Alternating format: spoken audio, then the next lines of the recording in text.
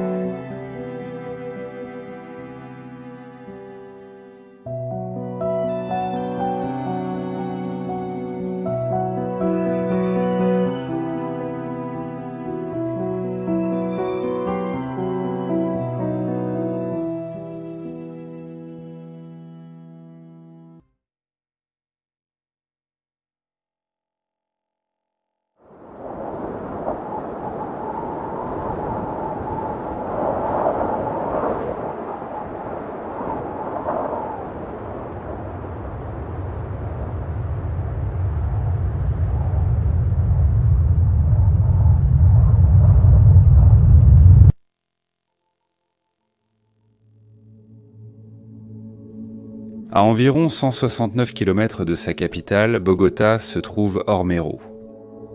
Ormero est une ville principalement agricole, responsable de près d'un cinquième de la production de riz de la Colombie, et elle contribue également de manière significative à la production de coton et de café du pays.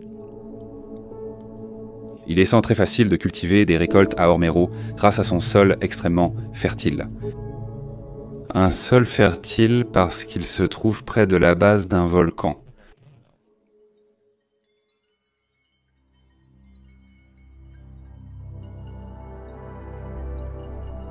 En août 1984, les géologues ont remarqué que l'activité volcanique avait commencé à augmenter au Nevado del Ruiz, à seulement 48 km d'Ormero.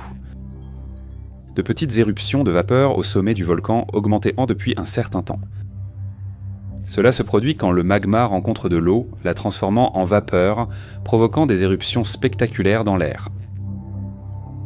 L'analyse des gaz sur le site a révélé une hausse des niveaux de dioxyde de soufre et de dioxyde de carbone, signe d'une activité fortement accrue.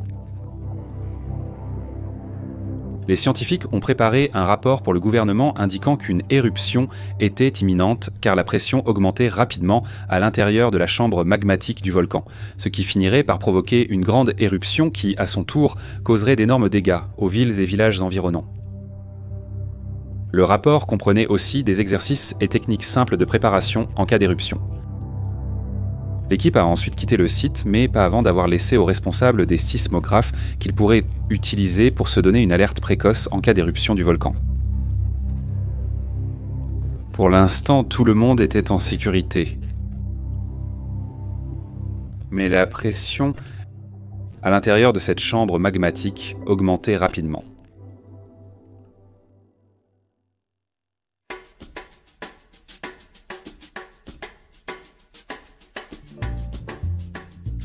Dans les années 1980, la Colombie était devenue une partie de la culture pop américaine et de l'actualité internationale, en grande partie grâce à une seule personne, Pablo Escobar.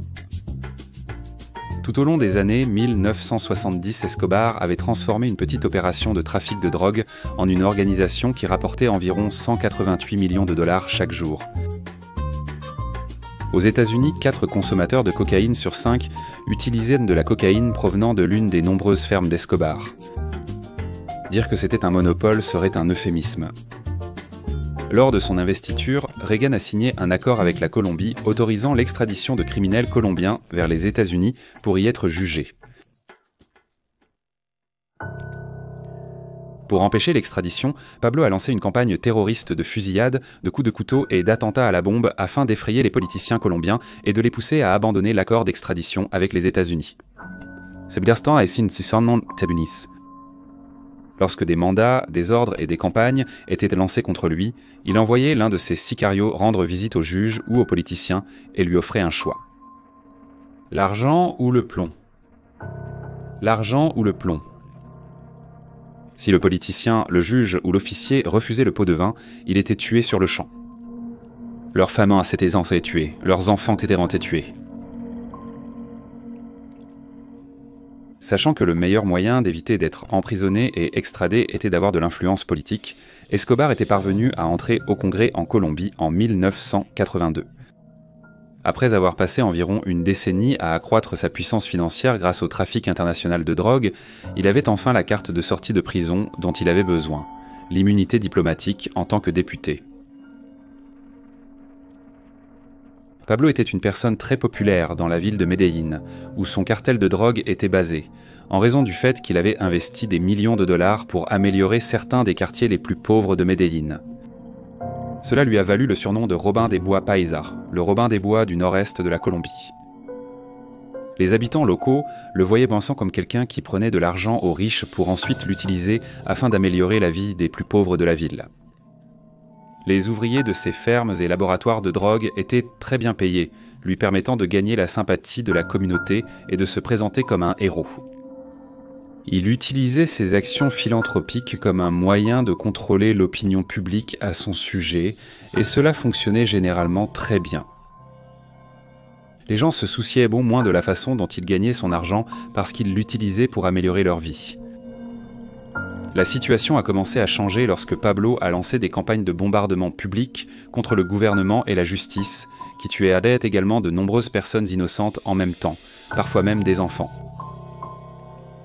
Pour des raisons assez évidentes, le gouvernement colombien ne voulait pas qu'Escobar ait du pouvoir, et il a passé la majeure partie de la décennie suivante à faire tout ce qu'il pouvait pour le destituer. Le gouvernement colombien était entièrement concentré sur une seule chose pendant toute cette période. Pablo Escobar.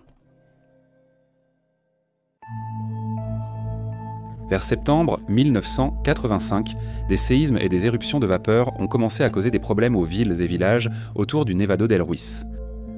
Cela provoquait la panique parmi la population, car elle ne recevait pas les mêmes informations que le gouvernement sur l'activité du volcan et croyait toujours qu'il était endormi. En octobre, les responsables locaux ont créé une carte des risques de la région pour identifier les zones qui seraient touchées et comment. La carte montrait que les villes environnantes de Morillo, Santa Isabel et Líbano étaient en danger à cause des chutes de cendres et de roches, tandis que Mariquita, Chinchina et Ormero étaient menacées par quelque chose qui provoquait souvent d'énormes pertes humaines. Lors des éruptions volcaniques. Lorsqu'un volcan entre en éruption, la plupart des gens pensent que les cendres et la lave sont les principales menaces, mais les éruptions volcaniques ne se limitant pas seulement à cela. Ce sont des mélanges dangereux de magma, de gaz, d'eau et de roches volcaniques. Certaines éruptions dévastent la région avec un nuage de cendres et de roches à haute température qui traversent rapidement le paysage, comme au mont Saint-Hélène. D'autres libèrent de la lave. Mais le plus grand danger pour la vie lors des éruptions volcaniques provient des lahars. Les lahars sont un mélange d'eau, de roches volcaniques et de cendres qui forment une sorte de coulée de boue se déplaçant rapidement. Les lahars peuvent dévaler les pentes d'un volcan à des vitesses coulissantes allant jusqu'à 121 miles par heure. Ces coulées de boue épaisses et rapides contiennent déjà de gros rochers volcaniques dont la taille peut aller de celle d'une balle de tennis jusqu'à celle d'une voiture. Mais en chemin, elles ramassent de plus en plus de débris, en détruisant les paysages environnants, les forêts et les bâtiments, ce qui les rend bien plus destructrices et mortelles qu'une inondation ordinaire. Le trajet des lahars peut cependant être prédit de manière assez fiable, en se basant sur la topographie de la région environnante. Ainsi, malgré leur extrême violence, il est possible de s'y préparer si l'on dispose de suffisamment de temps avant l'éruption. Le moment où les lahars vont se former est également prévisible. Ils ont tendance à se former après de longues ou fortes périodes de pluie, ou lorsqu'il y a un plan d'eau à proximité immédiate du volcan. Les volcans qui sont élevés ont aussi tendance à avoir de la glace glaciaire au sommet pendant l'hiver, qui est chauffée et fondue par l'éruption et devient un lahar.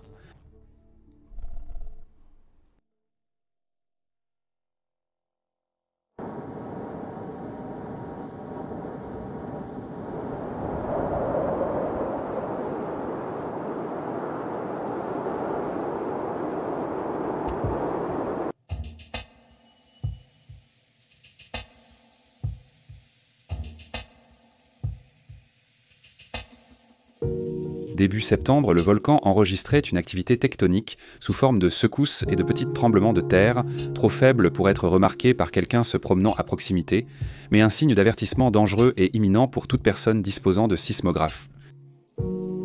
Les géologues ayant identifié l'activité volcanique avaient laissé des sismographes aux responsables. Le problème, c'est que personne ne savait comment les utiliser, et ils n'ont pas pensé à demander à quelqu'un qui savait. Un mois auparavant, les responsables avaient créé une carte des risques qui devait être distribuée dans toutes les villes concernées afin d'alerter la population du danger. L'Institut colombien de la mine et de la géologie avait averti à plusieurs reprises des dangers et que l'évacuation était nécessaire en raison du risque élevé de lahar à cause de la glace glaciaire au sommet du volcan qui risquait de provoquer d'énormes dégâts et des pertes humaines.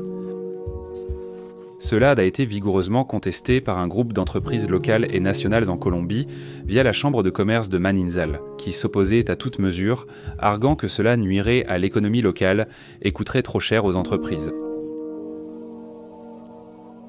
Ils ont également soutenu qu'il n'y avait aucun danger d'éruption et qu'Ingeo Minas exagérait la situation, qualifiant essentiellement cela de canular. La production de la carte des risques a été retardée en raison des intérêts économiques qui tentaient de dissuader la population de prendre des mesures. Des versions de la carte ont été distribuées aux journaux locaux pour impression, mais il manquait des informations cruciales permettant d'identifier quel danger concernait quelle ville, ce qui a amené les habitants à croire que leur ville était sûre puisqu'elle n'était pas indiquée sur le trajet d'un lahar. En réalité, il était presque impossible de localiser les lahars, car la carte n'indiquait pas clairement leur position ni leur trajectoire. La carte indiquait que le danger principal venait des coulées pyroclastiques, et non des lahars. La carte était codée par couleur, mais l'utilisation du vert pour indiquer les zones situées en dehors de la zone de souffle initiale donnait à tort l'impression que les endroits dans la zone verte étaient sûrs, alors qu'en réalité, tous les lieux indiqués sur la carte seraient en touchés. Les zones vertes étaient celles épargnées par le souffle initial. La question de savoir pourquoi des cartes mal faites et confuses, qui donnaient pas l'impression d'un danger moindre, ont été distribuées n'a jamais vraiment été posée. Cependant, cela a eu pour effet de donner aux gens un faux sentiment de sécurité, et au lieu de se préparer à partir, ils ont continué leur vie quotidienne, faisant des courses, allant travailler, maintenant l'économie locale en mouvement et remplissant les comptes bancaires des entreprises. Le Congrès colombien a également critiqué les scientifiques et les a accusés d'alarmisme. Ils ne croyaient pas que le volcan entrerait en éruption car cela faisait 69 ans depuis la dernière fois et celle-ci avait été relativement légère. Les scientifiques, les géologues et les volcanologues lançaient tous des avertissements concernant l'activité accrue et suppliaient le gouvernement d'évacuer la zone. Mais les rapports répétés et les études publiées semblaient en tomber dans l'oreille d'un sourd, le gouvernement ayant l'attention tournée ailleurs.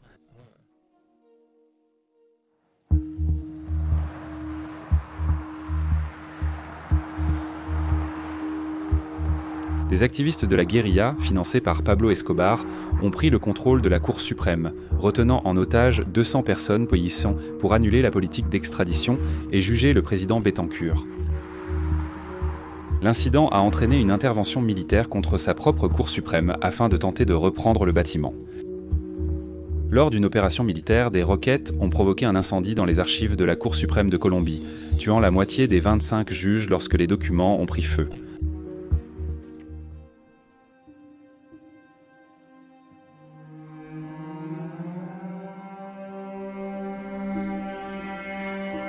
À 15 heures, le Nevado del Ruiz a commencé à entrer en éruption. Des colonnes noires de cendres s'élevaient au collet du volcan alors que la pression continuait de monter dans la chambre magmatique. Le directeur local de la défense civile, alerté de l'éruption imminente, a contacté Indio Minas qui a aussitôt déclaré un ordre d'évacuation. Puis, entre 5 et 7 heures du soir, les cendres ont cessé de tomber et les responsables locaux ont de nouveau demandé aux habitants de rester calmes et de rentrer chez eux. À 19 heures, les responsables de la ville ont contacté la Croix-Rouge pour demander conseil.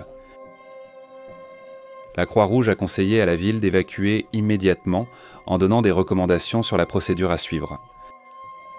Malheureusement, un orage violent et très bruyant avait provoqué des problèmes électriques pour les services de communication de la ville, si bien que ce conseil n'a jamais été reçu. En raison à la fois des fortes pluies causées par les orages et des conseils donnés plus tôt, les habitants étaient encore à l'intérieur de leur maison, et le tonnerre assourdissant masque l'éruption volcanique, faisant croire aux gens qu'il ne s'agit que de la tempête qui fait rage dehors. L'éruption a produit un flux pyroclastique très acide qui a fait fondre la glace glaciaire hivernale au sommet du volcan, laquelle s'est mélangée à l'argile, aux roches et à d'autres végétaux pour former un ensemble de lahares. Ces lahares ont dévalé les pentes du volcan, gagnant en vitesse et ajoutant encore plus d'eau et de débris sur leur passage. Les lahares ont quadruplé de volume en descendant, certains atteignant près de 50 mètres de large et avançant à environ 65 km/h, mais il faudrait quelques heures pour que le lahar atteigne Armero. Une fois la tempête terminée, les gens ont décrit la nuit comme calme et paisible. Même si des cendres s'étaient tombées toute la journée et toute la soirée, cela n'avait pas affolé la population, car on leur avait dit que tout allait bien. Et les rares personnes qui avaient vu la carte des risques pensaient être en sécurité, puisque Armero se trouvait dans la zone verte. Les gens se sentaient détendus. Tout cela allait changer à 11h25. Le courant a soudainement été coupé, et toutes les radios de la ville se sont tues. Toutes les lumières se sont éteintes. L'eau d'un lac de montagne déplacé par les lahars a commencé à traverser la ville. L'eau était glaciale mais relativement propre et n'avait que quelques centimètres de profondeur, ce qui a poussé les habitants à penser qu'il ne s'agissait que d'une inondation mineure. Ils ont donc essayé de protéger leurs biens et leurs propriétés, pensant qu'ils n'auraient à faire face qu'à des dégâts causés par l'eau. Quand cela s'est arrêté seulement quelques minutes après avoir commencé, les habitants ont commencé à nettoyer, sans se douter de rien, de ce qui allait arriver.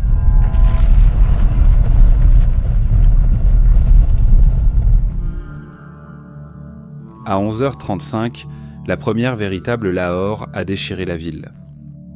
Une rivière déchaînée de boue, d'argile et de rochers volcaniques de la taille d'un ballon de basket, profonde de 30 mètres et avançant à 50 km/h, a complètement décimé 85% de la ville en quelques minutes.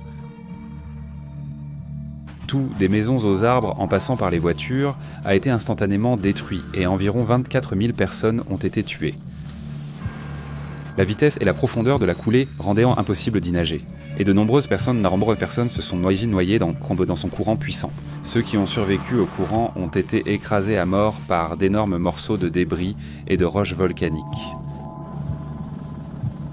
C'était dévastateur. La deuxième lahar a frappé peu de temps après. La deuxième lahar avançait plus lentement que la première, réduisant ainsi le risque d'être écrasée par les gros rochers et débris qu'elle n'avait pas l'énergie de déplacer. Elle n'était pas aussi profonde que la première, mais les énormes morceaux de débris de la première lahar avaient laissé derrière eux des rochers pointus, des branches, des morceaux de verre et d'autres objets aiguisés par la destruction de la première. Tous ces débris aiguisés ont provoqué de nombreuses lacérations chez les personnes prises dans la deuxième vague. Pour aggraver la situation, la deuxième vague contenait plus de boue et de terre qui sont entrés dans les dans les coupures provoquées par les rochers pointus, causant des infections chez les survivants. La deuxième vague de lahar était également beaucoup plus épaisse que la première en raison de sa forte teneur en boue et en argile, et elle exerçait une pression suffisante pour provoquer une asphyxie traumatique si vous aviez la malchance de vous retrouver à l'intérieur. C'est là que la pression externe fait refluer le sang vers votre cœur et dans les veines du cou et du cerveau, provoquant un gonflement du visage et du cou, ainsi que des côtes cassées, des poumons perforés et des contusions du tissu cardiaque. La première vague de lahar a tué les gens instantanément, la deuxième les a tués lentement. Le troisième et dernier lahar a apporté encore plus de boue, et il était légèrement plus lent que les deux précédents, déposant finalement la majeure partie de sa boue, de son argile et de ses débris sur la ville, recouvrant totalement la grande majorité de celle-ci, et la rendant inhabitable à cause des dépôts de boue dangereux. Les frappes de lahar ont duré 2 heures au total, engloutissant littéralement toute la ville sous une épaisse couche de boue et d'argile, et tuant 24 000 hommes, femmes et enfants de façon vraiment horrible. Lorsque les secouristes sont arrivés dans les jours qui ont suivi, ils ont été horrifiés par ce qu'ils ont vu. Une ville entière engloutie par une boue molle, avec des arbres et de grands débris dépassant à certains endroits de la surface de la boue, et des milliers de cadavres assis dans la boue, écrasés et tordus en des corps à peine humains. Les travailleurs ont signalé une odeur très intense et puissante de légumes en décomposition et de fumée de bois. Et à leur grande horreur, beaucoup des personnes gravement défigurées, type ennemi qu'ils pensaient être mortes, ont commencé à hurler de douleur lorsqu'elles ont pris conscience de la présence des secouristes. Des problèmes ont immédiatement surgi lors des opérations de secours. Le premier problème était que les Lahors avaient en tabac détruit les réseaux routiers menant à la ville, rendant difficile l'acheminement du matériel et des ressources essentielles sur le site. Deuxièmement, la boue qui recouvrait désormais toute la ville et ses survivants était une boue molle, profonde de 4,50 m, ce qui signifiait que les gens ne pouvaient pas marcher dessus sans s'enfoncer, comme dans des sables mouvants. Il a fallu 12 heures pour trouver des moyens d'atteindre les survivants en toute sécurité, et beaucoup de ceux qui avaient des blessures graves mais soignables sont morts avant de pouvoir être secourus. Les personnes convalescentes qui ont été secourues n'avaient pas nulle part où aller, car l'hôpital avait été détruit pendant l'éruption et de nombreux membres du personnel médical étaient également morts. Les blessés graves ont été transportés par hélicoptère vers les hôpitaux les plus proches, tandis que les autres étaient soignés dans des centres de triage improvisés. 150 survivants sont décédés à cause d'infections ou de complications associées, en raison du manque de personnel pour nettoyer et désinfecter leurs blessures et du fait que tous les antibiotiques avaient été détruits lors de l'éruption.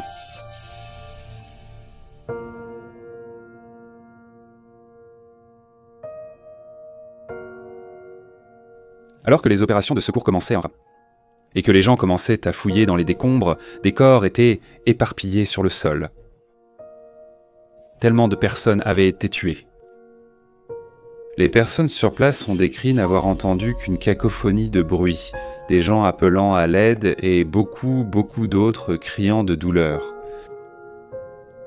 Au milieu des corps et des survivants horriblement blessés, ils ont aperçu une main levée sous des morceaux de béton et des tuiles de toit. Au cours des heures suivantes, ils ont dégagé les débris et le béton qui l'entourait pour révéler une petite fille de 13 ans assise au milieu d'une flaque d'eau boueuse, à peine visible à la surface. Elle avait les cheveux courts et bouclés, et des yeux brillants remplis d'espoir après avoir été retrouvée. Ils ont essayé de la sortir de la flaque, mais à ce moment-là, Humaira a dit aux secouristes qu'il ne pouvait pas la soulever de cette eau putride, car lorsque sa maison s'est effondrée, le cadre de la porte en pierre était tombé sur ses jambes, les coinçant dans une sorte de position de prière en dessous et l'empêchant d'être déplacé. Humaira était positive et rayonnante le premier jour où elle a été retrouvée. Elle a accepté d'être interviewée par le journaliste Germán Santamaría Barragán, qui était également bénévole dans les opérations de secours, et elle discutait avec les secouristes autour d'elle pendant qu'ils essayaient de trouver un moyen de l'aider. Pendant qu'ils évaluaient la situation, des plongeurs sont allés dans l'eau pour essayer de mieux comprendre ce qui se passait, et ils ont dit qu'en mettant leurs mains profondément dans l'eau, ils touchaient dès loin des cadavres. À ce moment-là, Humaira a répondu « Oui monsieur, j'ai l'impression de marcher sur de la chair ». Chaque fois qu'ils essayaient de sortir Omaira du trou, l'eau montait autour d'elle et elle avait peur que s'ils continuaient d'essayer, elle se noie avant qu'ils ne réussissent à la sortir.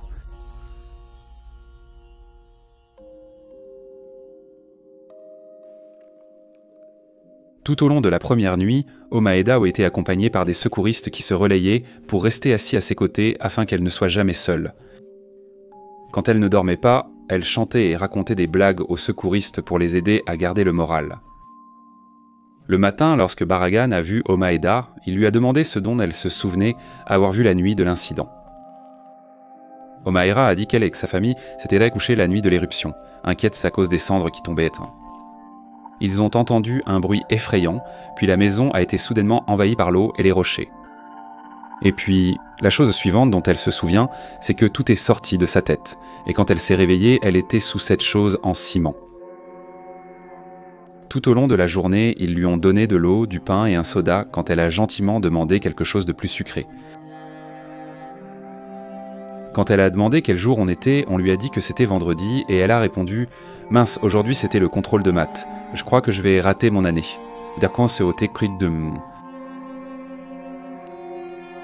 Omaira était tellement désorientée qu'elle ne savait pas qu'il n'y avait plus d'école et que la plupart de ses camarades de classe étaient mortes.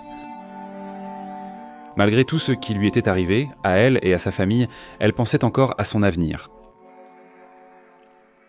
Plus tard dans la journée, les yeux d'Omaira sont devenus injectés de sang et rouges. Son visage et ses mains ont commencé à enfler. Malgré son teint foncé, ses mains étaient presque blanches. Les secouristes ont discuté de l'idée d'amputer les jambes d'Omaira pour pouvoir la libérer des décombres et ont commencé à chercher du matériel pour le faire. Ce n'étant qu'après qu'un médecin ait rappelé à tout le monde qu'Omaira se trouvait dans une mare d'eau sale, qui contenait aussi au moins un cadavre, que des plaies ouvertes entraîneraient probablement des infections douloureuses et la mort, et donc ce plan a été abandonné.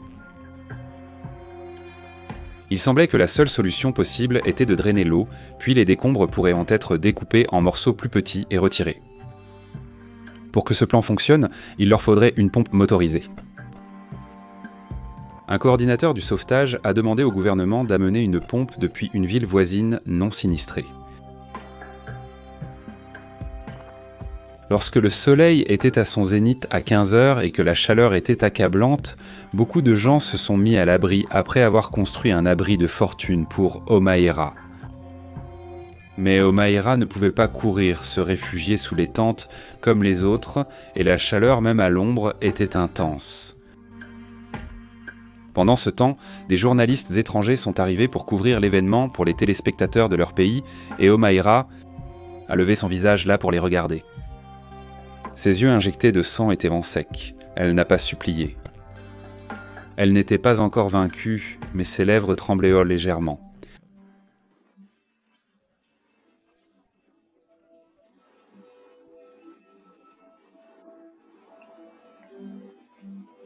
Oui, monsieur, je suis en vie parce que je dois vivre. Je n'ai que 13 ans.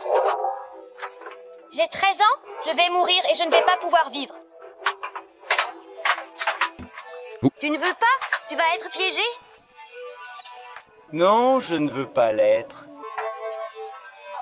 Piégé? Je veux sortir. Quand je sors, ils me prennent avec la caméra. Je veux sortir, je veux sortir. Elle ne sentait plus la douleur dans ses jambes et a dit très doucement « J'ai froid », avec un regard lointain sur son visage. Elle a ensuite perdu connaissance pendant une courte période. Le soir, à son réveil, les secouristes lui ont donné de l'eau et de la nourriture, mais ont remarqué un changement dans son comportement. Elle a commencé à parler de manière incohérente, disant qu'elle ne savait pas nager et craignait de se noyer. Avant de dire qu'elle ne savait pas où se trouvait sa mère à Bogota, mais que son père travaillait à la récolte du riz. Elle ne semblait pas s'adresser à quelqu'un en particulier en parlant, comme si elle parlait à un fantôme se tenant parmi les sauveteurs. Elle a baissé la tête vers l'eau sale en disant qu'elle avait soif et a essayé de boire, jusqu'à ce que les ouvriers l'arrêtent et lui donnent de prendre de l'eau propre. Elle sombrait visiblement dans le délire. Encore une fois, elle est tombée inconsciente pendant un court instant, ne se réveillant que lorsqu'un hélicoptère a survolé la zone. Les sauveteurs espéraient ni qu'il contiendrait la pompe à eau nécessaire pour sauver la vie d'Omira, mais ce n'était pas la pompe motorisée. Dans un moment de lucidité, Omaeda s'est réveillée et a dit aux gens « Allez vous reposer, puis revenez me sortir à nouveau ». Bien qu'elle souffrait manifestement énormément, elle pensait encore à la santé des personnes qui essayaient de la sauver.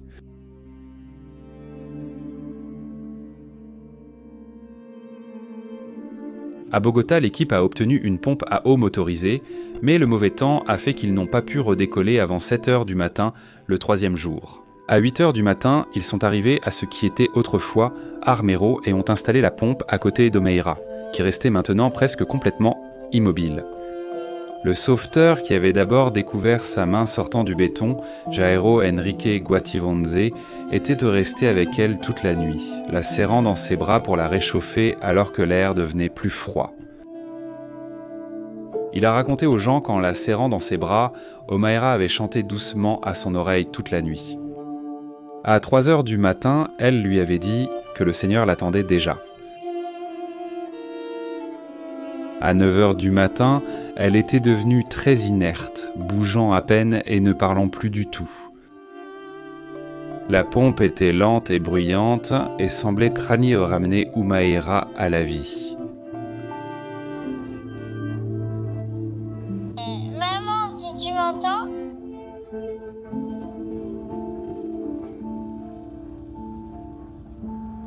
Prie pour que je puisse marcher. Et que ces gens m'aident.